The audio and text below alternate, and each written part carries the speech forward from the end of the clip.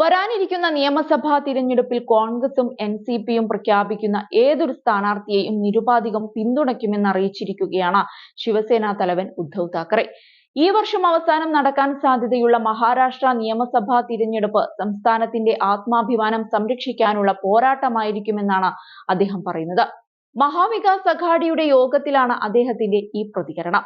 മഹാവികാസ് അഘാഡിയുടെ മുഖ്യമന്ത്രിയുടെ മുഖത്തെക്കുറിച്ച് ഊഹാപോഹങ്ങളുണ്ട്. സഖ്യത്തിലെ എല്ലാ നേതാക്കളോടും, അത് പൃഥ്വിരാജ് ചവാനോ ശരത് പവാറോ ആകട്ടെ, ആരാണോ മുഖ്യമന്ത്രിയാകാൻ തീരുമാനിക്കുന്നത് എന്ന് പ്രഖ്യാപിക്കാൻ ഞാൻ അഭ്യർത്ഥിക്കുന്നു. ഞാൻ അവരെ നിരുപാധികം പിന്തുണയ്ക്കുമെന്നായിരുന്നു താക്കറെ പറഞ്ഞത്. ആദ്യം മുഖ്യമന്ത്രി സ്ഥാനാർത്ഥിയെ പ്രഖ്യാപിച്ച ശേഷം പ്രചാരണം ആരംഭിക്കുന്നതായിരിക്കും നല്ലത് എന്ന നിർദ്ദേശവും അദ്ദേഹം മുന്നോട്ട് വെച്ചു. കൂടുതൽ സീറ്റ് നേടുന്ന കക്ഷിക്ക് മുഖ്യമന്ത്രി സ്ഥാനം നൽകണമെന്ന ധാരണ നമ്മൾ പാലിച്ചിരുന്നു. നേരത്തെയുള്ള കൂട്ടുകെട്ടുകളിൽ ഞങ്ങളും ഇതേ ഫോർമുലയാണ് പിന്തുടരുന്നത്. അതിനാൽ ആദ്യം മുഖ്യമന്ത്രിയുടെ മുഖം പ്രഖ്യാപിക്കണമെന്ന് അദ്ദേഹം ഊന്നിപ്പറഞ്ഞു. ഏക്നാഥ് ഷിൻഡെയുടെ നേതൃത്വത്തിലുള്ള ശിവസേന വിഭാഗത്തിനാണ് ഔദ്യോഗിക ചിഹ്നമായ അമ്പും വില്ലും ലഭിച്ചിട്ടുള്ളത് എങ്കിലും അവരുടെ നട്ടെല്ലിന് തീ പിടിക്കാനായി തീപ്പന്തം എന്ന ചിഹ്നം തങ്ങളുടെ കയ്യിലുണ്ട് എന്നാണ് അദ്ദേഹം പറയുന്നത്. അവർ ഞങ്ങളുടെ പാർട്ടിയെയും തുടർന്ന് എൻസിപിയെയും പിളർത്തി. എന്നിരുന്നാലും കോൺഗ്രസിന്റെ കൈപ്പത്തി ചിഹ്നം നിലനിർത്താനായത് ഭാഗ്യമാണ്. ഇപ്പോൾ കോൺഗ്രസിന്റെ കൈ നമ്മുടെ തീപ്പന്തം പിടിക്കുകയും എൻസിപിയുടെ പോരാളി ചിഹ്നം നമ്മുടെ വിജയത്തിന്റെ കാഹളം മുഴക്കുമെന്നും എനിക്കുറപ്പുണ്ട് എന്നും ഉദ്ധവ് താക്കറെ തുറന്നടിച്ചു. ഈ ചിഹ്നങ്ങളുമായി സഖ്യം സംസ്ഥാനത്തിന്റെ എല്ലാ കോണുകളിലും എത്തേണ്ടതുണ്ടെന്നും പരസ്പരം പോരടിക്കുന്നത് ഒഴിവാക്കണമെന്നും അദ്ദേഹം അഭ്യർത്ഥിച്ചു. ജമ്മു കശ്മീർ, ഹരിയാന തിരഞ്ഞെടുപ്പുകൾക്ക് ശേഷമായിരിക്കും മഹാരാഷ്ട്രയിൽ തിരഞ്ഞെടുപ്പ് നടക്കുക. നേരത്തെ 4 സംസ്ഥാനങ്ങളിലേക്കുള്ള തിരഞ്ഞെടുപ്പ് ഒരുമിച്ച് നടക്കുമെന്നായിരുന്നു റിപ്പോർട്ട്. എന്നാൽ ഇന്ന് ജമ്മു കശ്മീർ, ഹരിയാന തിരഞ്ഞെടുപ്പുകളുടെ തീയതി മാത്രമാണ് തിരഞ്ഞെടുപ്പ് കമ്മീഷൻ പ്രഖ്യാപിച്ചത്. ഒക്ടോബർ 1-നാണ് ഹരിയാനയിൽ തിരഞ്ഞെടുപ്പ് നടക്കുന്നത്.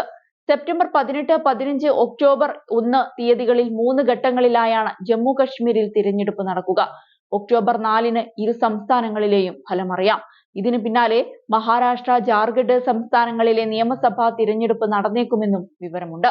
അതേസമയം ത്രിപുര തദ്ദേശ തിരഞ്ഞെടുപ്പിൽ വൻ വിജയം ആവർത്തിച്ച് ഭരണകക്ഷിയായ BJP എത്തിയത് ശ്രദ്ധേയമായിരുന്നു. പ്രധാന എതിരാളികളായ ഇടതുപക്ഷത്തെയും കോൺഗ്രസിനെയും ബഹുദൂരം പിന്നിലാക്കിക്കൊണ്ടാണ് BJP മുന്നേറിയത്.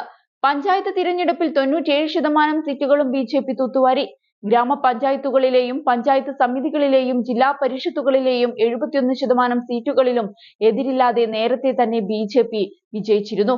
ശേഷിക്കുന്ന 29% സീറ്റുകളിലേക്കുള്ള വോട്ടെടുപ്പ് ഓഗസ്റ്റ് 8-നായിരുന്നു നടന്നത്. വോട്ടെടുപ്പ് കഴിഞ്ഞ ദിവസം പൂർത്തിയാക്കുകയും ചെയ്തിരുന്നു. 606 ഗ്രാമപഞ്ചായത്തുകളിൽ 584, 35 പഞ്ചായത്ത് സമിതികളിൽ 34, 8 ജില്ലാ പരിഷത്തുകളിൽ 8ഉം BJP സ്വന്തമാക്കി.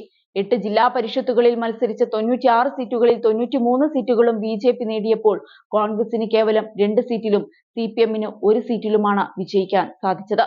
പഞ്ചായത്ത് സമിതികളുടെ കാര്യത്തിൽ വോട്ടെടുപ്പ് നടന്ന മൊത്തം 188 സീറ്റുകളിൽ 173-ലും ഭരണകക്ഷി വിജയക്കൊടി പാറിച്ചു. CPIM-ഉം കോൺഗ്രസും യഥാക്രമം 6, 8 സീറ്റുകൾ നേടി. 1819 ഗ്രാമപഞ്ചായത്തുകളിൽ മത്സരിച്ച BJP 1476 സീറ്റിൽ വിജയിച്ചപ്പോൾ CPIM, കോൺഗ്രസ്, തിപ്രാമോദ എന്നിവർക്ക് യഥാക്രമം 148, 151, 24 സീറ്റുകളാണ് സ്വന്തമാക്കാനായത്.